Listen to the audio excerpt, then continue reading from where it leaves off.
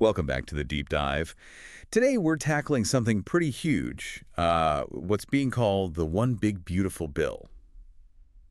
It's a really monumental piece of legislation, Yeah. and it kind of shows the push and pull of priorities shaping things right now. And just to be super clear from the start, this is not the Build Back Better Act you heard about a few years back. That one didn't pass. This is totally new, a current administration thing that's making waves as we speak. Exactly. And our goal here is really just to help you unpack it. What are the main pieces? What's the immediate effect? And what happens next? Because this isn't minor. It's a massive bill. Could really change how a lot of things work. And yeah, it's definitely stirring up debate. It just got through a big step, didn't it? The Senate. It did just yesterday, July 1st, passed 5150. Really dramatic. 5150. Wow. So the vice president had to step in. Yep. Vice President J.D. Vance cast the tie-breaking vote. Sources say it was after this marathon overnight session. Senators were apparently working right through the night.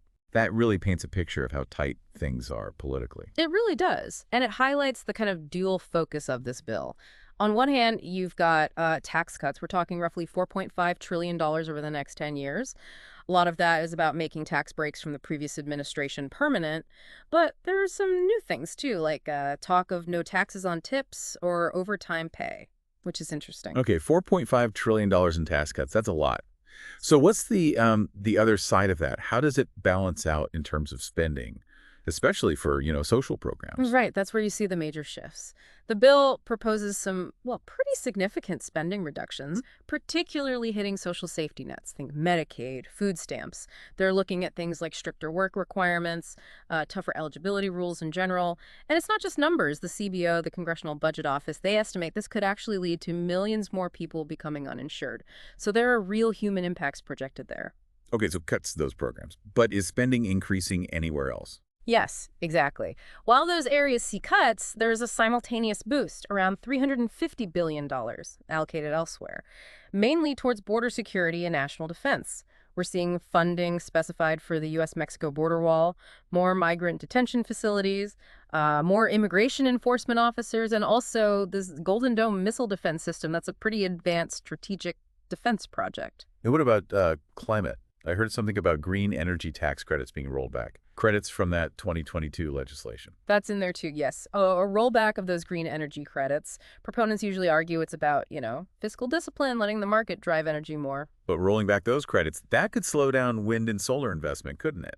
That's certainly the concern raised by opponents, yeah. It could significantly impact those sectors. And then there's the big picture finance view. The CBO also projects this whole bill, taken together, would add nearly $3.3 trillion to the federal deficit over 10 years. $3.3 trillion to the deficit. That's the projection.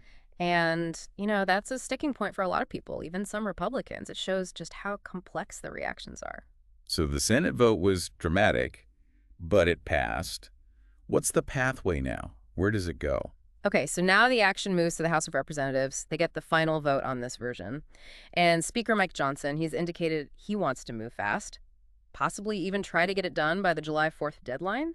But you said earlier it's not a sure thing, right? Even with the Senate approval. No, definitely not a done deal. The Republican majority in the House is, well, it's razor thin. And reports suggest there are some Republican lawmakers who have reservations about certain parts of the bill. So it's not clear if the support will hold together perfectly. It's still quite uncertain. So yeah, summing it up, you've got this piece of legislation doing two big things at once: cutting taxes significantly while also cutting social safety nets and boosting defense and border spending. It really lays bare the kind of trade-offs involved, what gets funded, what doesn't, and how that might reshape things. So as this one big, beautiful bill faces this final hurdle in the House, it really makes you wonder, what potential ripple effects could we see from such a huge shift in national priorities? How might it, reshape the fabric of society in the years to come?